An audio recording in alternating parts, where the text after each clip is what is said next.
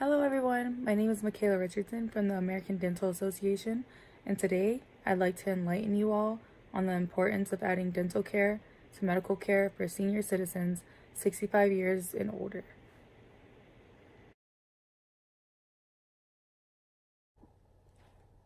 So before I get started, I wanted to mention our vision statement and our mission statement here at the American Dental Association.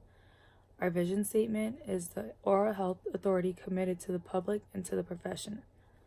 And our mission statement is the American Dental Association is a professional association of dentists committed to the public's oral health, ethics, science, and professional advancement, leading a unified profession through initiatives in advocacy, education, research, and the development of standards.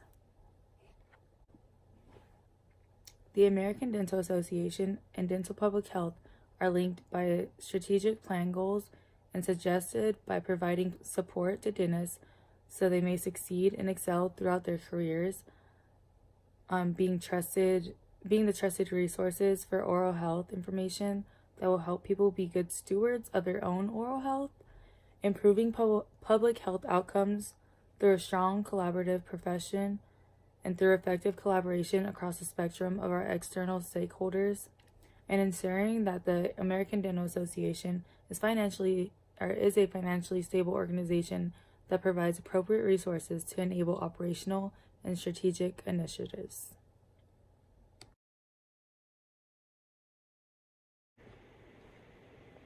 As I mentioned, this policy is directed towards our senior citizens, and it will impact their health, their nutrition, and their mental health. This health issue needs to be addressed because 70% of our senior citizens have periodontal disease, which are infections of the structures around the teeth, which include the gums, the periodontal ligament, and the alveolar bone.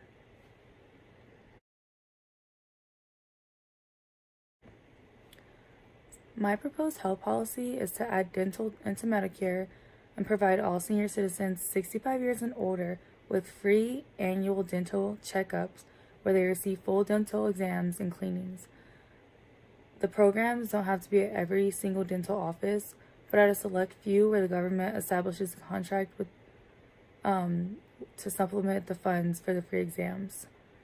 This policy will address health issues by decreasing periodontal disease in senior citizens, which often leads to increased risks of other diseases such as heart disease and stroke. Promoting good oral care could lower costs of medical care for government-ran programs later down the line by decreasing the risk for the diseases mentioned above.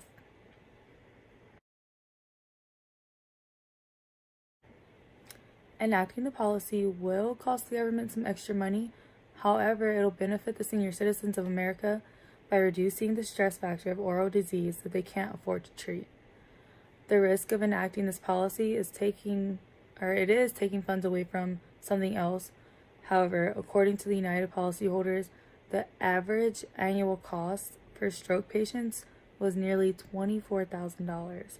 And for heart disease patients, it was nearly $22,000. At nonprofit hospitals, an unpaid bill either becomes bad debt to the patient or it's written off as charity care. Nationally, charity care adds up to about $57 billion in uncompensated care. $57 billion, Understanding that proper oral care won't cut the number down completely, it can cut it down significantly. For those who are at risk for oral diseases, this policy will allow them to restore their health and to learn how to properly care for themselves orally without scraping the pennies from their couches to pay for it. The dental private practice delivery system provides care to approximately 65% of the U.S. population. The current national and state discussions regarding the lack of access to dental care revolve generally around 35% of the population who are not currently receiving at least one dental visit annually. That underserved population represents those living in remote areas with limited access to dental services, increasing numbers of economically disadvantaged persons, including the working poor, racial and ethnic minority populations, those with special needs or who are medically compromised, and those with low educational levels. The uninstitutionalized, homebound, and elderly face extreme hardships in obtaining adequate oral health services.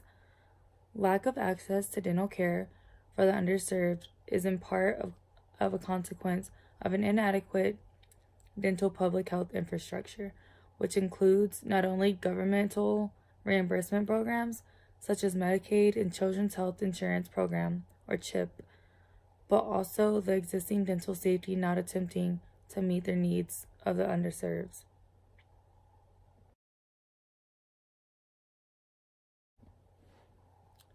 Many of these barriers are dental providers or system-related issues such as inadequate financial incentives for dentists to locate the underserved areas, low Medicaid reimbursement rates with currently fewer than 10% of all dentists participating, the administrative burden of treating Medicaid patients, poor diversity among the dental workforce with only 13% of dentists being non-white compared to 22% of physicians, and other issues such as high student loans and aging dental workforce. The average age of a dentist is 49 years old.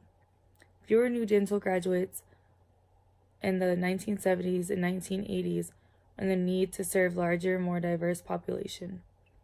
In addition, current dental education is not adequately preparing dentists to care for disabled and medically complex patients. In 2008, the American Dental Association House of Delegates adopted Association Healthcare Reform Policy, which stated that improving oral health in America requires a strong public health infrastructure to overcome obstacles to care. If we can, through prevention efforts, reduce the burden of disease, we can reduce demand for treatment and effectively increase the ability of the dental workforce to meet their remaining need. Community-based prevention is a crucial aspect of the dental public health infrastructure, and by its very nature, implementation of these programs decreases demand.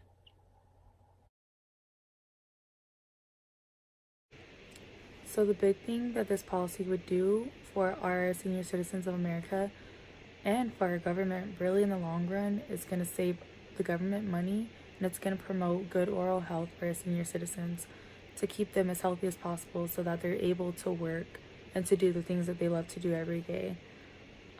We provide them Medicaid already, so why not we already provide them Medicare, so why not just add in dental to that?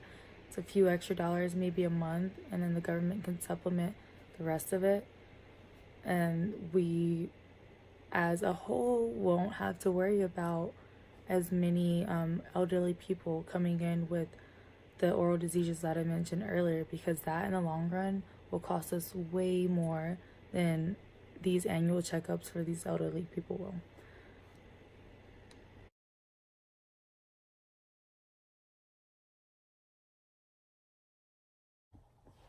So to wrap things up, the biggest thing that I wanted to point out from this discussion was the money piece, how much money it's going to save us in the end. If you recall earlier, I mentioned that stroke patients' hospital bills were about $24,000 annually, and that's just an average per person. And heart disease patients were about $22,000 to $23,000 annually per person. And oral disease can actually cause both stroke and heart disease in the long run. So why not stop it where we can and push this policy to get better oral health for our senior citizens? Thank you.